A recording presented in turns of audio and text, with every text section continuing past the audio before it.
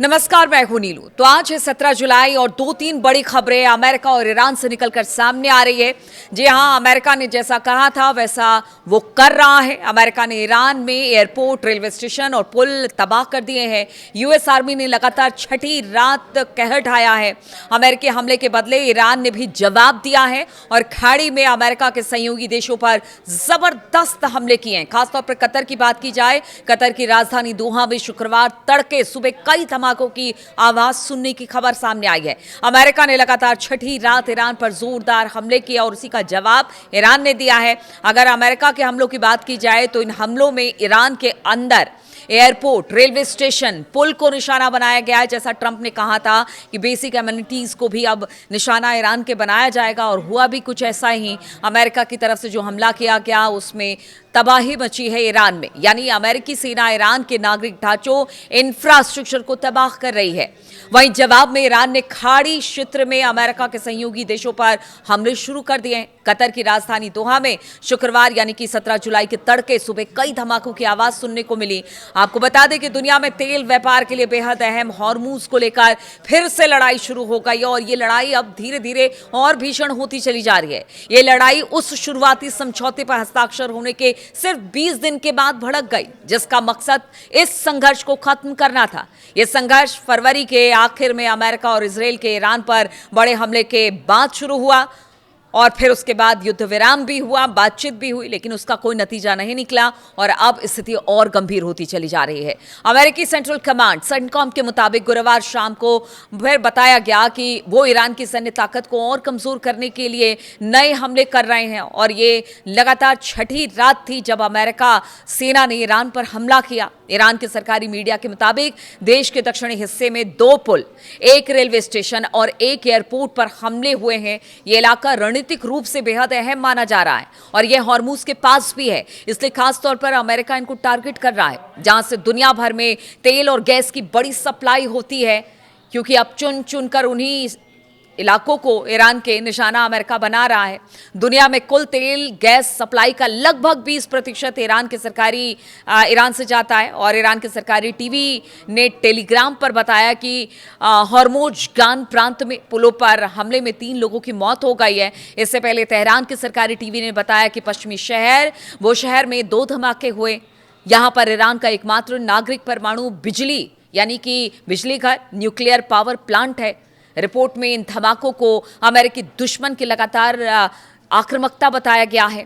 इससे पहले तेहरान ने चेतावनी दी थी कि अगर अमेरिकी राष्ट्रपति डोनाल्ड ट्रंप ईरान के बिजली घरों और पुलों पर हमला करने की अपनी धमकी पर कायम रहते हैं तो फिर ईरान पूरे क्षेत्र के इंफ्रास्ट्रक्चर को निशाना बनाएगा। हालांकि व्हाइट हाउस ने कहा है कि ट्रंप अब भी बातचीत के लिए तैयार है। आप सोचिए कि इतने भीषण हमले ट्रंप कर रहे हैं, अब तो उनके पुलों को उड़ाया जा रहा है, सड़कों को उड़ाया जा रहा है, बिजली घरों को उड़ाया जा रहा है। ऐसे में आप सोचिए कि कहीं ग्राउंड ऑपरेशन की तैयारी तो नहीं है ईरान में। इस तरह की खबरें सामने आ रही है, इसलिए बेसिक इंफ्रास्ट्रक्चर को ईरान के निशाना बना रहा है अमेरिका। लेकिन इसी बीच व्हाइट हाउस की तरफ से कह दिया जाता है कि अब भी बातचीत के लिए तैयार है। ये कैसी बातचीत है जो कि बातचीत बन ही नहीं पा रही है और लगातार हमले तेज कर दिए गए हैं। ऐसे में बातचीत का तो कोई इरादा अब ईरान नहीं रखता। भले ईरान ने बहरीन, कुवैत और जॉर्डन में मौजूद अमेरिका के मिलिट्री बेस पर कई बार हमले किए, लेकिन हाल के दिनों में उसने कतर पर हमला करने से परहेज किया था। अब जंग के बढ़ने के साथ साथ ईरान ने शुक्रवार तड़के कतर की राजधानी को निशाना बनाया। दोहा में तेज धमाकों की आवाज सुनाई दी। कतर के ईरान के साथ अच्छे संबंध हैं। हमने देखा पीछे किस तरह से दोनों के संबंध सामने आए, बातचीत भी हुई, तमाम चीजें हुई। लेकिन इस पूरे टकराव के दौरान बातचीत में अहम भूमिका निभाता रहा है कतर और इस हफ्ते की शुरुआत में कतर ने फारस की खाड़ी इलाके और पूरे मिडिल ईस्ट में अरब देशों पर ईरान के लगातार हमलों की निंदा भी की थी। लेकिन अब स्ट्रेट ऑफ हॉर्मूज में को लेकर जिस तरह से बवाल मचा हुआ है, उसके बाद तो अब ईरान ने कहा कि इस क्षेत्रीय लड़ाई को और आगे बढ़ाया जाएगा और अब वो लड़ाई कहां तक जाएगी इसको लेकर सभी चिंतित हैं। स्ट्रेट ऑफ हॉर्मूज में जहाजों की आवाजाही पर रोक लगाने के बाद ईरान अब दुनिया की अर्थव्यवस्थाओं को हिला देने वाले सबसे खतरनाक मोहरे को अब आगे करने की तैयारी में जुट गया है, क्योंकि उसने पहले ही कह दिया था अमेरिका को कि अगर अमेरिका ने उसके बेसिक इंफ्रास्ट्रक्चर पर हमला किया तो अभी तो सिर्फ स्ट्रेट ऑफ हॉर्मूज बंद है, उसके बाद आप देखिए एक और रास्ता यमन की तरफ उसे भी बंद कर दिया जाएगा और ये तुरुप का पत्ता कहलाएगा जो कि अमेरिका और डोनाल्ड ट्रंप पर नकील कसने का काम करेगा। अमेरिका के साथ जारी संघर्ष के बीच तेहरान ने यमन के हुती विद्रोहियों के जरिए लाल सागर के सबसे अहम बाब अल मंदेब समुद्री मार्ग पर पूरी तरह से बंद करने की चेतावनी दे दी है। अगर ऐसा होता है तो दुनिया के 2 सबसे बड़े ऊर्जा गलियारे एक साथ ठप हो जाएंगे और वैश्विक स्तर पर तेल की कीमतें $200 प्रति बैरल तक पहुंच जाएगी और इसी को लेकर पूरी दुनिया हिली हुई है कि अब क्या होगा। और अगर आप सोचिए कि अगर इन दोनों मार्गों को बंद कर दिया जाता है, अगर जितने भी समुद्री जहाज हैं वो अफ्रीका होकर आएंगे तो समय भी ज्यादा लगेगा, पैसे भी ज्यादा लगेंगे। इसको कैसे आखिर जो तमाम देश है दुनिया भर के उसको कैसे बेयर कर पाएंगी और कैसे अपने ग्राहकों तक तेल और गैस पहुंचा पाएंगी, या अर्थव्यवस्था को चलाने के लिए जो इसका इस्तेमाल होता है कैसे कर पाएंगे। ईरान में अमेरिका के बढ़ते हमलों और हुती विद्रोहियों के आक्रामक रुख के बीच विश्लेषकों का मानना है कि तेहरान अब जंग का दायरा खाड़ी से बाहर फैला रहा है और इसका सीधा मकसद वॉशिंगटन पर आर्थिक दबाव बनाना और अंतर्राष्ट्रीय व्यापार को ठप करना है। ईरान के प्रेस टीवी के अनुसार यमन के एक वरिष्ठ अधिकारी ने साफ लहजों में कहा कि अगर सऊदी अरब ने यमन पर हमले जारी रखे तो यमन का जो वहां पर काम कर रहा सशस्त्र बल है वो बाब अल मंदेब को पूरी तरह से सील कर देगा। उन्होंने ये भी कहा कि वॉशिंगटन सऊदी अरब को यमन पर हमला करने के लिए भड़का रहा है, लेकिन ये चाल अमेरिका के खुद के हित में नहीं होगी। हमने देखा था कि हॉर्मूज को लेकर किस तरह से रुख अख्तियार किया था अमेरिका ने, आज उसके गले की फांस और गले की हड्डी बन गया है हॉर्मूज। अब उसी को लेकर लड़ाई अमेरिका कर रहा है और इसी को लेकर ईरान चेता रहा है कि अगर बाब अल मंदेब बंद होता है तो फिर आप समझिए कि किस तरह से यह अमेरिकी हित में भी नहीं होगा। अगर रॉयटर्स की माने तो रॉयटर्स के विशेषज्ञों के हवाले से कहा कि अगर हॉर्मूज ईरान का सबसे बड़ा रणनीतिक हथियार है तो बाब अल मंदेब उसकी आखिरी और सबसे असरदार रिजर्व कार्ड है, और अगर इसे ईरान ने खेल दिया तो आप सोचिए कि सिर्फ अमेरिका ही नहीं बल्कि पूरी दुनिया इससे हिल जाएगी। और इसी बात का डर है, जो अभी बीच में शांति वार्ता हुई थी उससे जो क्रूड ऑयल के प्राइसेस से वो गिर गए थे तो लोगों ने राहत की सांस ली थी, पूरी दुनिया ने राहत की सांस ली थी। लेकिन एक बार फिर से जब ऐलान ट्रंप ने कर दिया कि हमला ईरान पर होगा, आप देखिए फिर से जो क्रूड ऑयल है उसके प्राइसेस बढ़ जाएंगे। और अगर बाब अल मंदेब को बंद कर दिया जाता है तो बताया जा रहा है कि क्रूड ऑयल के प्राइसेस 200 तक पहुंच जाएगी। अब देखिए, हाल ही में ईरान के एक अखबार ने, दूसरी बड़ी खबर मैं आपको बता रही हूं, हाल ही में ईरान के एक अखबार ने ईरान के किल लिस्ट की सूची प्रकाशित की है।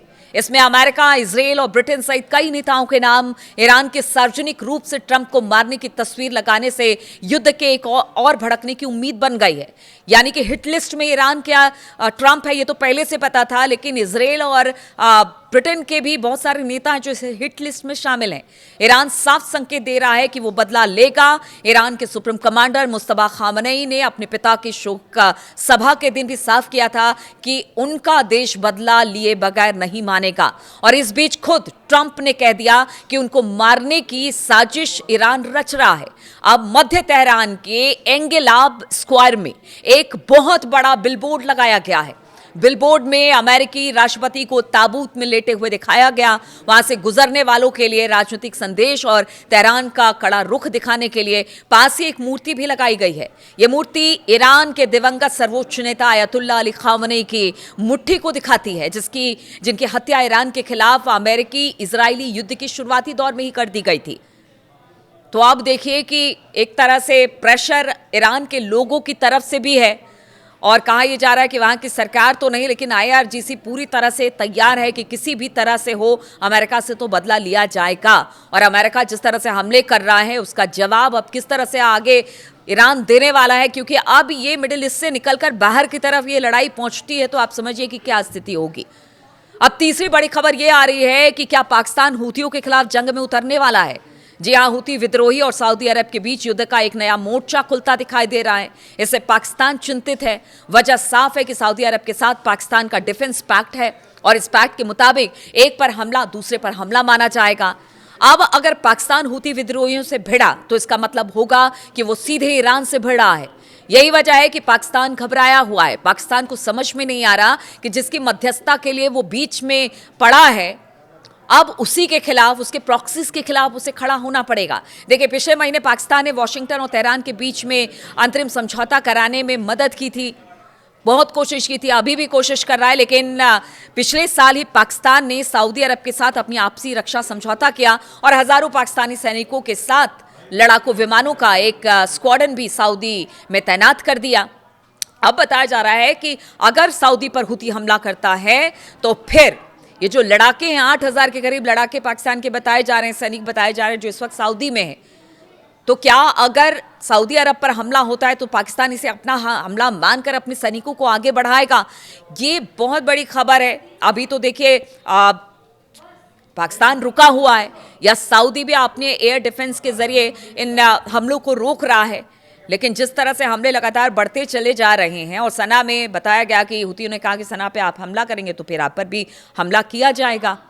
तो ये देखिए, 2-3 खबरें ऐसी हैं जो कि ये ज़रूर आपके, हमारे और पूरी दुनिया के लिए चिंता की लकीरें पैदा करती हैं कि अब इस लड़ाई का क्या होगा। ये देखिए, कई फ्रंट में ये मोर्चा खुल गया है और धीरे धीरे लड़ाई अब बढ़ती चली जा रही है, लेकिन अमेरिका है कि रुकने का नाम नहीं ले रहा और अमेरिका के ना रुकने पर ईरान भी लगातार हमले कर रहा है।